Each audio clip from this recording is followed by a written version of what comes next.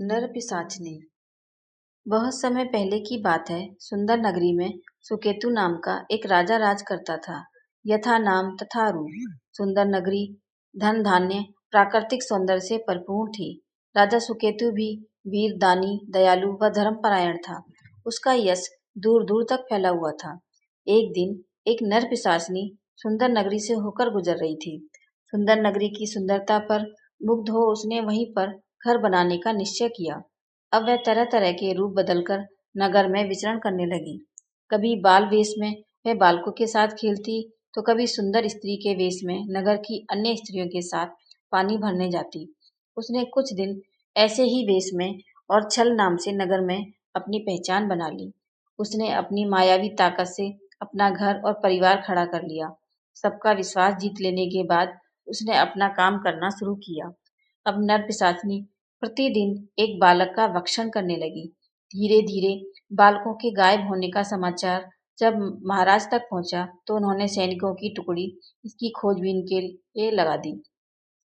सैनिकों ने दिन रात भाग दौड़ करके पर्वत, नदियां, वन, गुफाएं और नगर सब कुछ खोज डाले, किंतु उन्हें कहीं भी लापता बच्चों की कोई निशानी तक नहीं मिली। थक हार कर महाराज के समक्ष उपस्थित हुए। समस्या की गंभीरता को देखते हुए महाराज ने संपूर्ण नगर में घोषणा करवा दी, कोई भी नगरवासी अपने बच्चों को बाहर न निकलने दे। यह घोषणा होते ही संपूर्ण नगर में प्रत्येक घर के द्वार बंद रहने लगे। अब नर पिशाचनी के आहार में कमी आई। वह प्रतिदिन भोजन की ताक में निकलती, किंतु एक भी बालक उसे यहाँ वहां नहीं दिखाई देता। अब वह किसी अच्छे अवसर की तलाश में भूखी रहने लगी।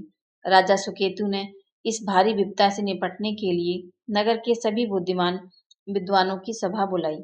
सबने बहुत विचार विमर्श किया, किंतु किसी के पास कोई कारगर योजना नहीं थी।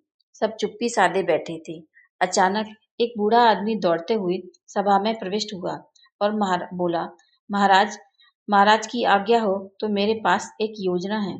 महाराज सुकेतु सहमति जताते हुए कहा, कहो क्या योजना है। बूढ़ा आदमी बोला, महाराज, यदि हम किसी निश्चित स्थान पर कुछ बच्चों को अकेला छोड़कर अज्ञात रूप से उनकी निगरानी करें, तो वह बालक भक्षक जरूर पकड़ जाएगा। महाराज को बूढ़े की बात पसंद आ गई, किंतु कोई भी अपने बच्चों को अकेला छोड़ने को तैयार न था। अतः महाराज ने अपनी प्रजा का हित देखते हुए स्वयं अपने बेटे राजकुमार चंचल को अकेला नगर से बाहर छोड़ने का आदेश दे दिया। जैसा नाम वैसा लक्षण। राजकुमार चंचल राजमहल से निकलते ही दौड़ने लगा।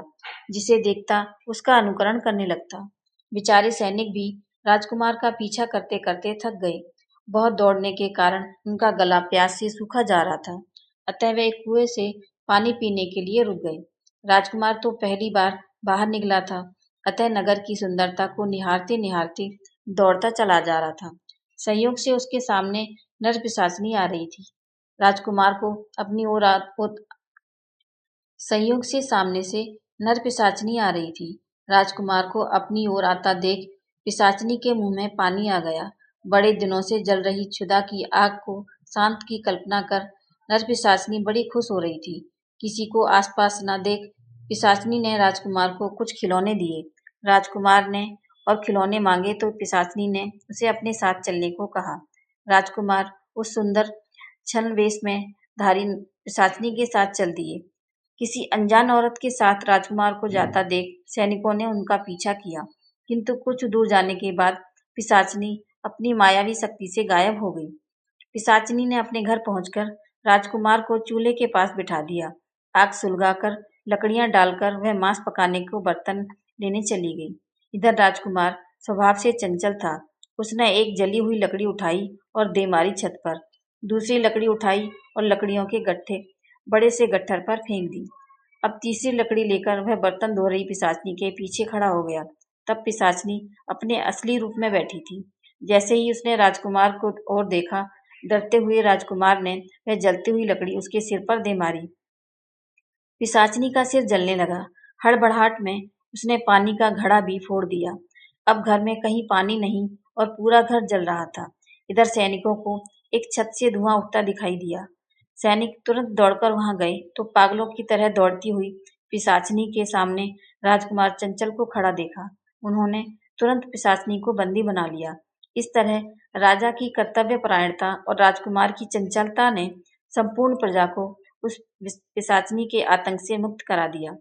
हर देश का राजा यदि राजा सुकेतु की तरह कर्तव्यपरायण हो जाए तो वहाँ की प्रजा कभी दुखों से पीड़ित नहीं हो सकती।